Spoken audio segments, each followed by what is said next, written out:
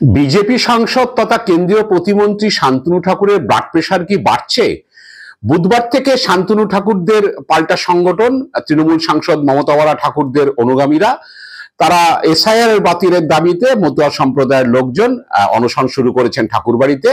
তাদের দাবি হলো 2024 সালের ডিসেম্বর পর্যন্ত যে সমস্ত মতুয়া বাংলাদেশ থেকে এসছে তাদেরকে নিঃশর্ত নাগরিকত্ব দিতে হবে, তাদের কাছ থেকে বাংলাদেশের নথি চাওয়া যাবে না বা তাদেরকে বাংলাদেশি বলে ঘোষণা করা যাবে না, প্রয়োজনে আইন সংশোধন করতে হবে। তো মমতা বালা ঠাকুরের অনুগামীরা বুধবার থেকে অনশন শুরু করার পরে শান্তনু ঠাকুর পাল্টা কটাক্ষ করে বলেছেন যে ওখানে মতুয়ারা কেউ অনশন করছেন না, যারা অনশন করছেন তারা হলো রোহিঙ্গা, বাংলাদেশে অনুপ্রবেশকারী এবং হলো ভুতুরে ভোটার।